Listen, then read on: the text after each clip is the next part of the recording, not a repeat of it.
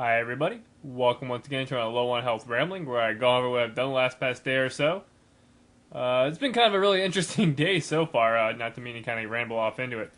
But basically, of course, today is Wednesday, May 5th, 2010. It's around 5:21-ish, kind of a late afternoon one for me, because it's been a really busy just kind of day overall.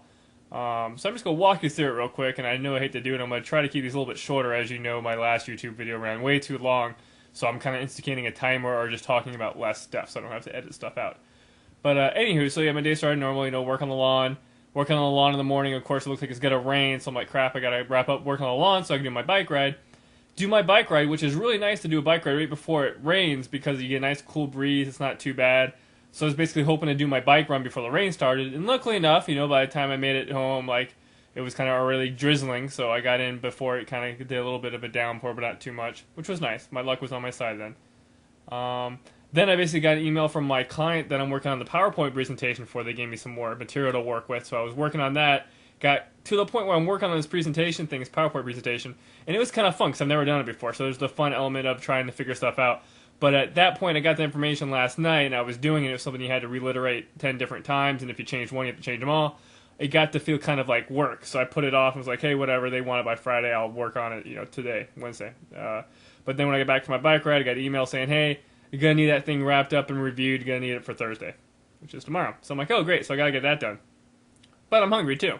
So I was working on that, and ironically, Sarah was in town, which many of you don't know Sarah, so that's good. Just kidding. So she was in town, so we actually went out to lunch real quick and, talked gaming and got caught up and everything, which was kind of cool. And then she went on her way.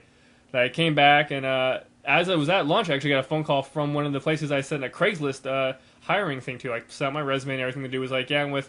The guy mentioned he's with, Workforce Alliance or some type of place. And usually if it's, a temp agency or, type of workforce thing, and a Craigslist, I automatically ignore it. And the original Craigslist thing didn't mention that. It was just, warehouse job in Odessa.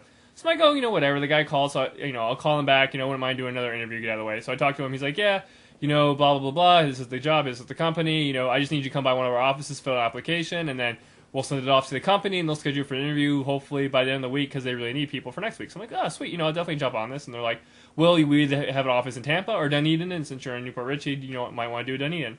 So like, yeah, no problem. They're like, well, do you think you'll be there by tomorrow? I'm like, you know what? I'll leave right now and go to Dunedin and fill out this application and get the ball rolling.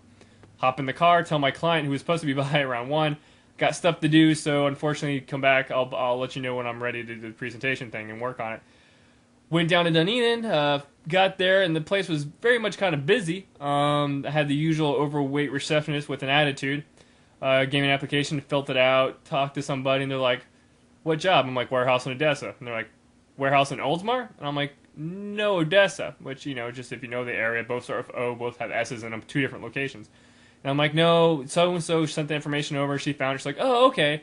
So as I was filling out the regular application thing, I was like, well, that's weird. There's a certain extra page that says something along the lines, I, yada yada, basically certify that if I try to acquire a permanent position within the company that Workforce Alliance finds, something along the lines like, if I don't notify them, then that I took that permanent job, that they have to reciprocate money from Workforce Alliance. And I was like, well, that's weird. I read over the clause a couple times, like, whatever. So then they gave me another thing to work over, a bunch of different forms and stuff. And as I was looking over that, it's like, you have to have your time card into the office and sign and all yada, yada, yada, this. If you get fired or walk off or something, you'll be bumped down to minimum wage. And I was looking at all this information in this packet, and I'm like, you know what? Basically, you don't work for the company, you work for this Workforce Alliance, which is kind of like a recruiter slash temp slash union company. And I'm like, I looked over the packet a couple times, I'm like, I just don't have a good feeling about this. So I give it back to the lady. I'm like, this is too much red tape for me. I don't really like the vibe I'm getting. I'm sorry, I'm not going to bother. She's like, okay, no problem. While I was sitting there, too, filling everything out, I saw a bunch of people come in and out, heard the people on the phones, and it was basically kind of like a temp agency. They find work for people right then and there. I even heard somebody saying, hey, you told me I was going to get 40 hours, now I got 32, and I'm on call. So while I was there, I definitely got the vibe that wasn't it. And usually I avoid that type of stuff, the recruiters and the whole type of vibe. Temp agencies will find you work. Because I think they're not necessarily scams. I'm not going to call them scams. Everything was transparent. I will say that. I've just got to call them, it's a certain business model that I just don't like. I like to be able to work for the company that I'm working for. And I understand why companies would outsource their hiring and payroll to other companies, and that's understandable.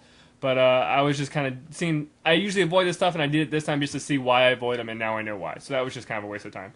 So on my way back, from there, I basically stopped at the client, said, hey, stop by the house, we'll go over the presentation, we'll make edits. They came by, I did that, and that got all squared away.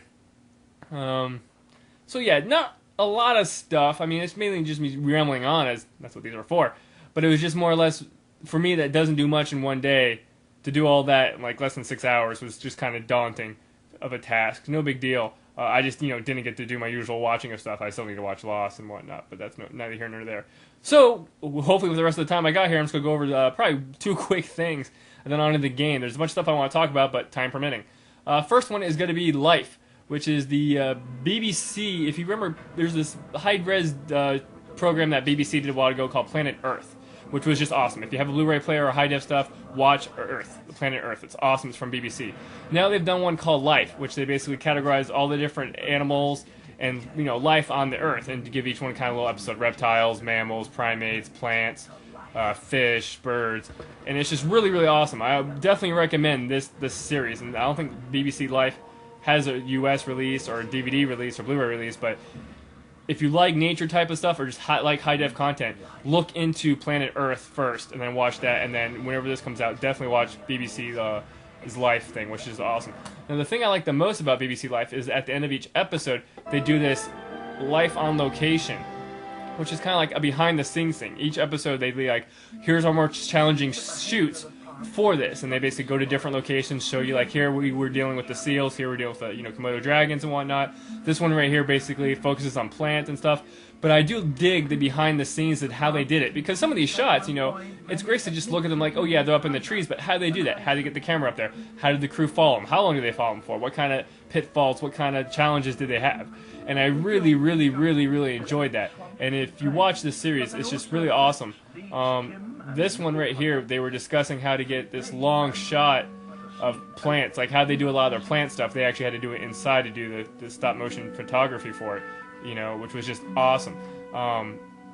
Like this shot right here was just really, really cool, and really kind of stands out, where they show a bunch of things growing in this orchid and how they pulled that off, this shot off. I remember watching it, it was awesome. I'm like, how the hell did they do that? And actually at the end of the program, they showed how they did this time warp. And it's just a daunting task how they did this over 3 years. And the whole BBC Life program on a whole is just really stupendous. And I recommend it. It's just another fabulous product from BBC.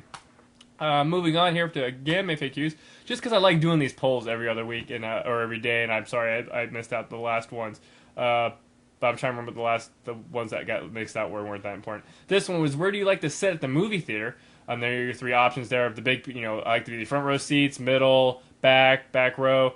And honestly, for me, I don't know. I'll watch all my movies at home. I haven't gone to see a movie in the movie theater probably since Watchmen of last year, and there are a bunch of movies I would like to go see in the theater, but honestly, A, I don't have the money, and then B, I just don't like the movie atmosphere. It's not worth it to go deal with other people. I mean, honestly, at my home with my 60-inch and surround sound, I get a better viewing experience at home, and that's just me. Maybe I'm spoiled, but a lot of people will definitely mention that it's easier just to wait and rent the movies, and then, deal with it that way and screw movie theaters. I mean, no offense to them, but that element has just like arcades. Nobody goes to arcades anymore because you can play games at home. And that's basically what's happening to the movie market. Just like newspapers. Nobody gets newspapers anymore because you can get on the TV or the internet. But that's neither here nor there. And if you look at the poll here, most people sit in the middle. If I had to go to the movie theater, I would sit in the middle or towards the back, away from people. But other than that, let me just go ahead and move on to the game of the day, which I'm trying something new here. Let's see if I can do it right. Boom! SSX for the PlayStation 2, which some of you may or may not remember is basically kind of the snowboarding game. When the Nintendo 64 had their 1080 series, SSX was the PlayStation 2's, which is kind of cool. I mean, I was kind of digging the vibe for this one. And I mean, actually, this game, I think I actually got one of my ex-girlfriends to buy for me back in the day when I had my PS2 after we broken up. I don't know how I pulled that off, and luckily none of them probably watched it, so it's no big deal. But I kind of, was at a store with them, and it was on sale. I'm like, you know what, I would really like this game, blah, blah, blah. She's like, oh, really? And it was after we broken up, but we were kind of still seeing each other. It's, how relationships are, people. But this is SSX. You've also known they've kind of moved on to Tricky and other type of SSX snowboarding ones. And I kind of like these. I mean, they were kind of more adventurous, not realistic snowboarding. And actually, looking at this, I don't know if you can see that there. It looks like I wrote down some cheat codes. It looks like I was cheating all the way back in 2000 when this was released. Some cheat codes to unlock stuff. But, you know, it's a decent little game. I kind of had fun with it. I remember, you know, not a launch title for PS2, but one of the more first PS2 games that I got. I remember playing it with a bunch of friends when we had it up on the TV at the guy's place, which is a place three of my old high school friends. We rented out a 2-bedroom apartment and kind of dormed out that for a while. But I remember playing it. It was real fun. It's very vibrant, and it's just a fun game to play. I mean, it wasn't too realistic and kind of arcadey, and I kind of like that point of it.